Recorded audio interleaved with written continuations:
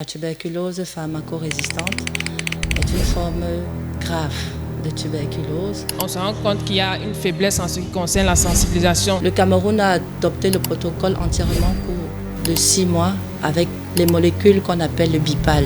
Le traitement n'est pas payant. Moi-même, j'étais étonné. Quelqu'un qui a des symptômes de la tuberculose, il cachera sa maladie parce qu'elle peut entraîner directement un renvoi. Et on va dire que le défi majeur, c'est justement ce gap entre les patients qui sont diagnostiqués et les patients qui sont mis sous traitement.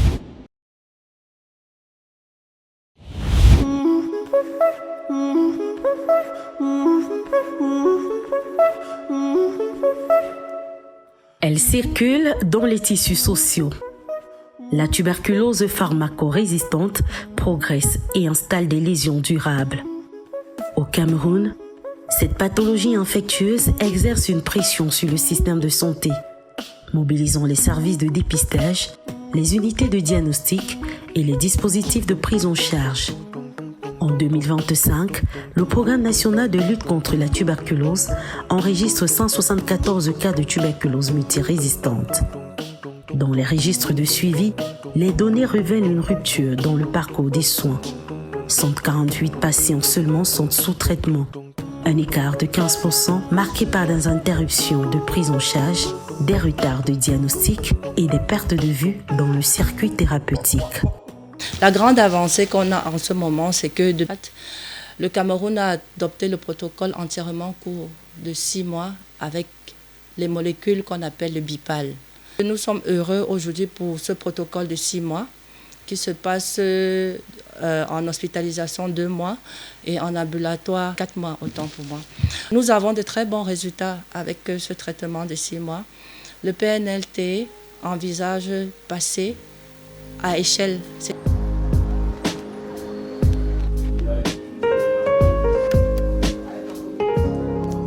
Le Bipal, c'est une réussite extraordinaire de la lutte contre la tuberculose multirésistante parce qu'il y a de cela une vingtaine d'années, les patients atteints de tuberculose multirésistante recevaient une série de piqûres très douloureuses et parfois avaient des effets secondaires comme la surdité.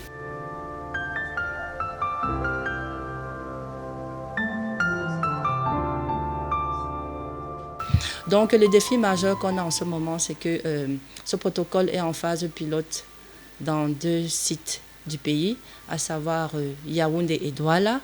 Il y a des barrières structurelles qui sont des réalités qui ont contribué d'abord au déficit de ceux qui devaient être notifiés et encore accentué par le déficit de ceux qui devaient être mis sous traitement.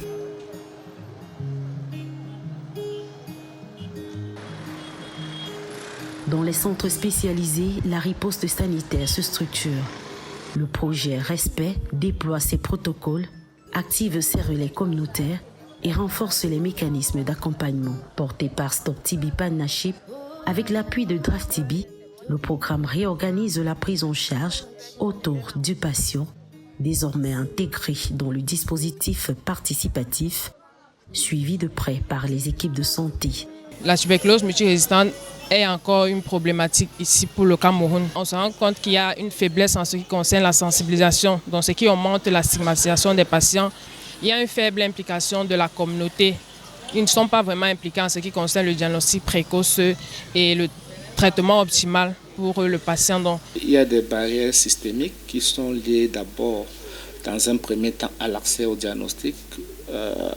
Et quand on parle de l'accès au diagnostic, on utilise l'outil recommandé qui est le GeneXpert. Il peut être très cher, donc tous les sites ne peuvent pas avoir le GeneXpert.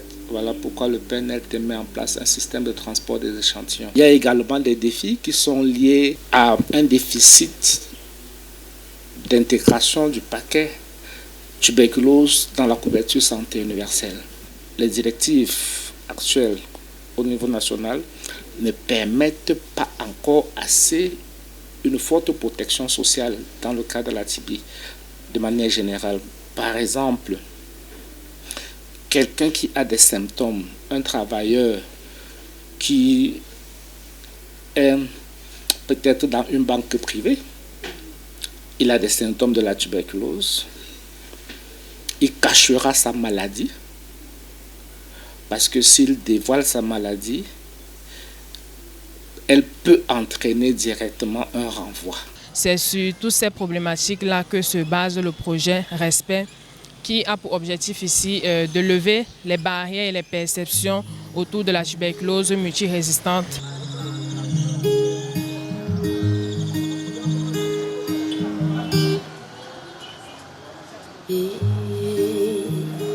Dans les salles de consultation, les objectifs s'inscrivent dans les protocoles. Élargir l'accès aux soins, renforcer la qualité des actes médicaux et réduire les facteurs de stigmatisation. Les interventions ciblent à la fois le traitement clinique et l'environnement social du patient.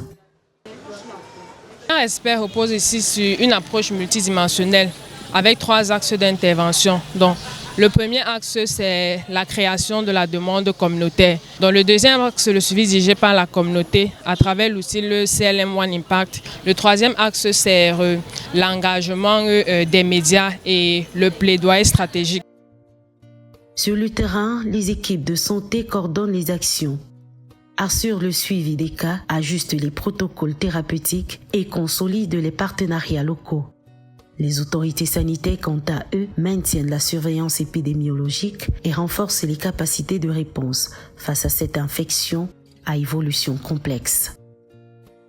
Notre ambition ultime de réaligner la trajectoire nationale sur les objectifs de TB nécessite, comme vous devez le savoir, une accélération des interventions, notamment à travers l'intensification du dépistage actif ciblé, l'extension du diagnostic rapide, le renforcement de la rétention dans les soins, la prise en charge optimale de la tuberculose résistante et le développement de la thérapie préventive et le pilotage programmatique axé sur les résultats.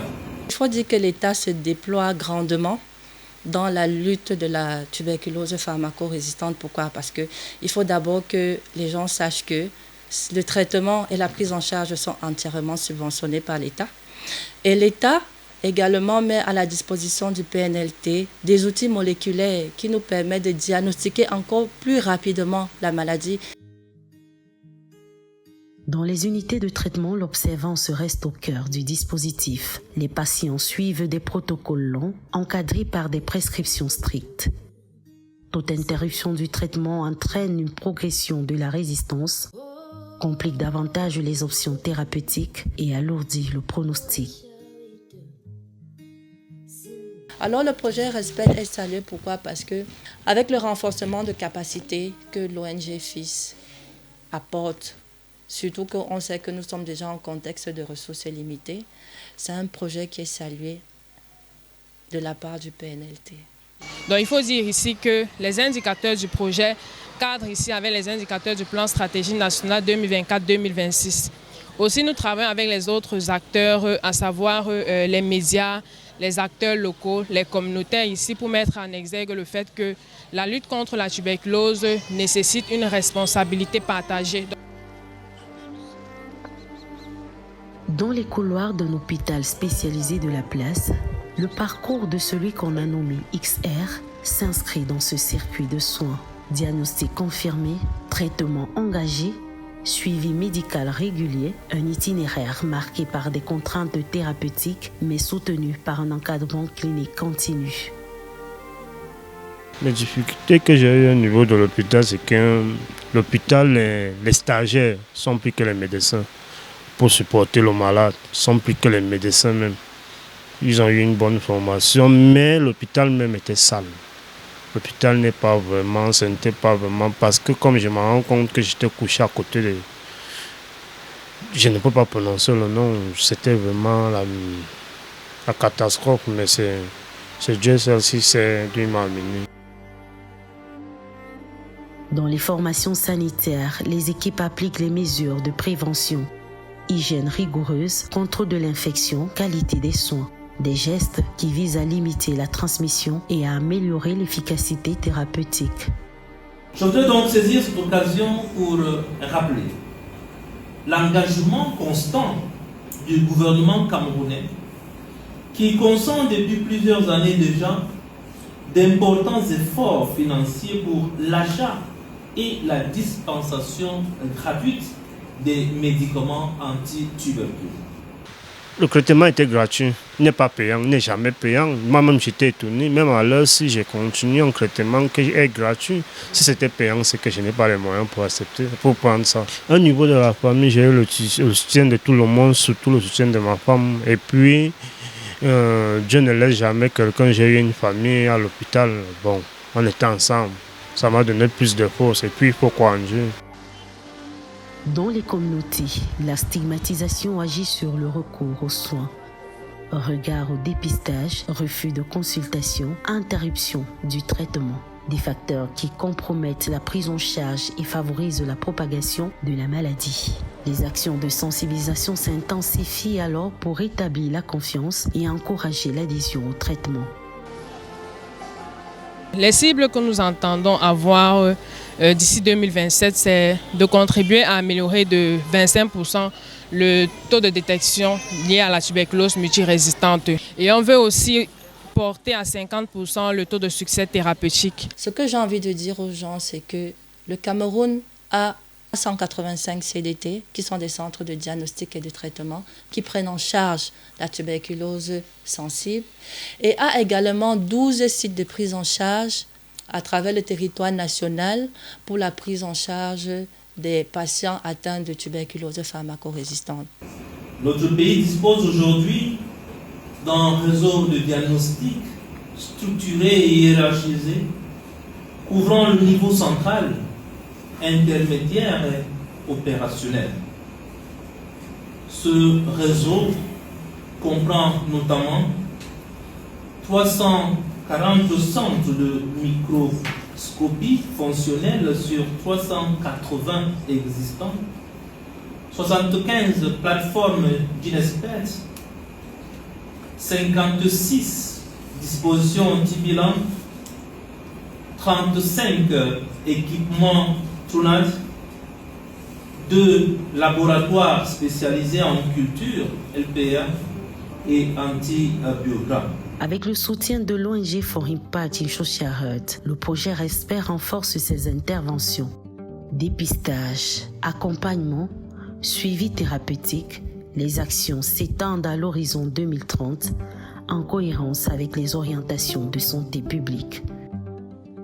Une dynamique qui participe au contrôle de la maladie et à la stabilisation de la situation sanitaire, car le bacille de coque continue de renforcer sa coque.